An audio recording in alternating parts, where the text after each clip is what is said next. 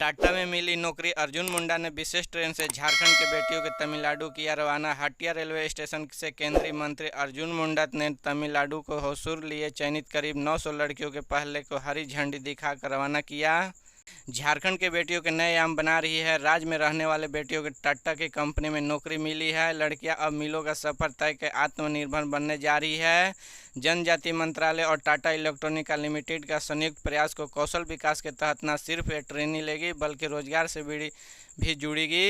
ये बेटियां झारखंड के पिछले इलाकों का सुभार खूंटी, तमाड़ और सरायकेला खरसावां से ये सभी इंटर पास हैं। मंगलवार को हटिया रेलवे स्टेशन के केंद्रीय मंत्री अर्जुन मुंडा के हुजूर के लिए चयनित करीब 900 लड़कियों के पहले तथ्यों को हरी झंडी दिखाकर रवाना किया।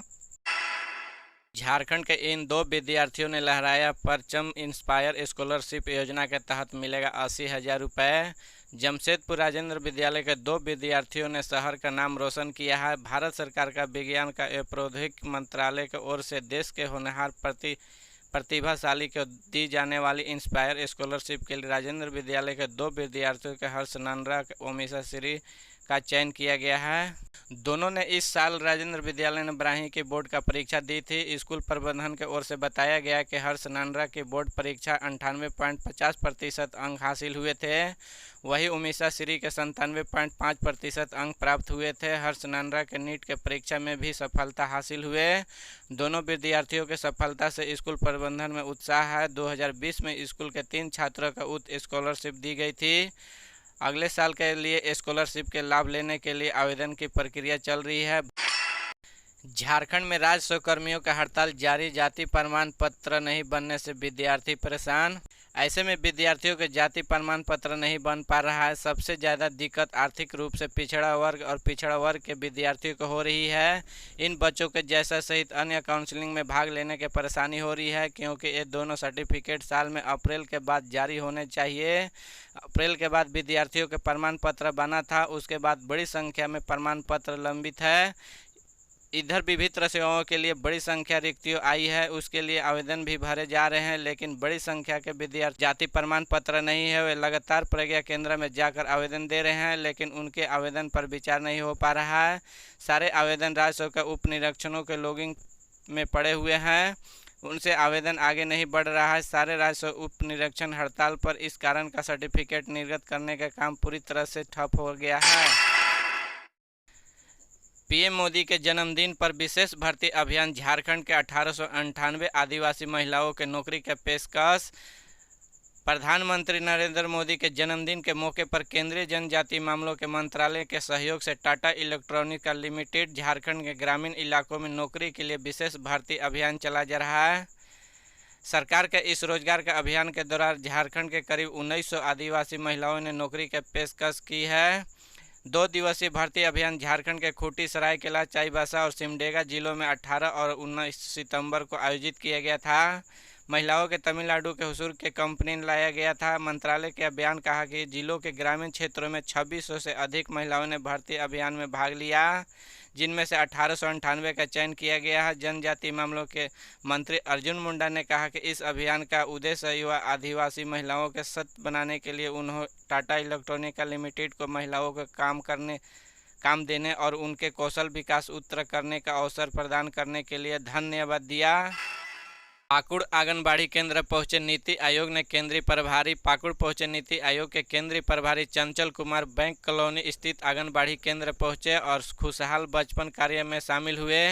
आंगनबाड़ी केंद्र में मौजूद बच्चों के उन्होंने सीधा संवाद किया और आंगनबाड़ी केंद्र से मिलने वाली सुविधाओं की जानकारी ली। बच्चों का किट बैग प्रदान करते हुए ग्रोथ चार्ट के अवलोकन किया। चंचल कुमार ने कहा कि केंद्र सरकार की योजना के लाभ 100% लोगों के उपलब्ध हो, इस लेकर वरीय पदाधिकारियों को प्रभार दिया गया है। नीति आयोग के केंद्रीय प्रभारी चंचल कुमार ने जोड़ी उप स्वास्थ्य केंद्र के भी उद्घाटन किया। उपायुक्त ने कहा कि ग्रामीण क्षेत्रों में स्थित उप स्वास्थ्य केंद्रों के अतिरिक्त प्राथमिक स्वास्थ्य केंद्र पर चिकित्सा व्यवस्था बेहतर की जा रही है। मौके पर डीडीसी मोहम्मद शाहिद अख्तर, विशेष कार्य पदाधिकारी विकास त्रिवेदी, जिला जनसंपर्क पदाधिकारी धनबाद में राजस्व कर्मचारी अपने 11 सूत्री मांगों को लेकर अनिश्चितकालीन हड़ताल पर हैं। हड़ताल के 10वें दिन धनबाद अंचल कार्यालय परिसर में धरना का आयोजन किया गया है। धनबाद जिले में सभी हल्का कर्मचारी अपनी मांगों को लेकर पिछले 10 दिनों से अनिश्चितकालीन हड़ताल पर हैं। हड़ताल के 10वें दिन मंगलवार को धनबाद अंचल कार्यालय में परिसर में हल्का कर्मचारी झारखंड राज्य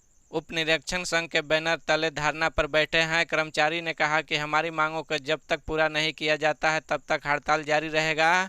धरना पर बैठे हल्का कर्मचारी संतोष कुमार ने बताया कि 2019 में तत्काल सरकार के साथ समझौता वार्ता हुई थी। सरकार के साथ कई मांगों की सहमति भी बनी, लेकिन अब तक लागू नहीं किया गया है।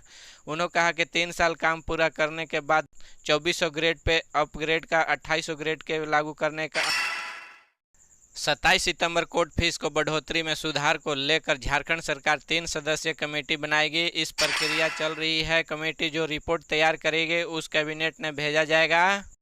कैबिनेट उस पर विचार करके निर्णय लेगी। महाधिवक्ता राजीव रंजन सोमवार को हाई कोर्ट को यह जानकारी दी। इस पर डॉक्टर रवि रंजन का सुजीत नारायण प्रसाद की अदालत ने सरकार को इस आशय का शपथ पत्र 28 सितंबर को दाखिल करने का निर्देश दिया। सुनवाई के दौरान पर काउंसिल की ओर से सरकार के इस प्रस्ताव का विरोध किया गया। काउंसिलिंग के अधिवक्ता एमिकस ब्यूरी वरीय अधिवक्ता पीपी सिंह ने कहा कि 3 सदस्यीय कमेटी बनाने का प्रस्ताव कर लाकर सरकार का इस मामले को उलझाने का प्रयास कर रही है।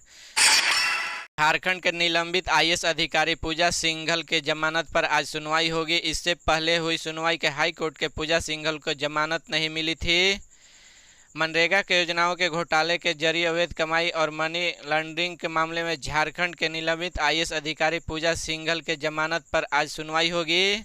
इससे पहले सुनवाई के हाई कोर्ट के पूजा सिंघल को जमानत नहीं मिली थी। पिछली सुनवाई के दौरान ईडी की ओर से जवाब दाखिल करने के लिए समय मांगी गई थी। आज आईईडी के ओर से अदालत के जवाब दिया जाएगा। बता दें कि पूजा सिंघल के ओर से निचली अदालत में जमानत याचिका दाखिल की गई थी, लेकिन जमानत देते ही इनकार कर दिया था। इसके बाद पूजा सिंघल ने हाई कोर्ट के जमानत याचिका दाखिल की थी। जमानत याचिका में कहा गया था कि उन्हें इस फंसाया गया था, उनकी तबीयत खराब रहती है, इसके लिए विस्थापितों के घर पर चले बुलडोजर के खिलाफ लोगों ने आक्रोश तंबू लगाकर प्रदर्शन शुरू। बोकारो के उत्तरी क्षेत्र में विस्थापित धनघरी गांव के 10 घरों के 23 सितंबर को प्रशासन ने कार्रवाई करते हुए बुलडोजर चलाकर जमीन दोज कर दिया गया है।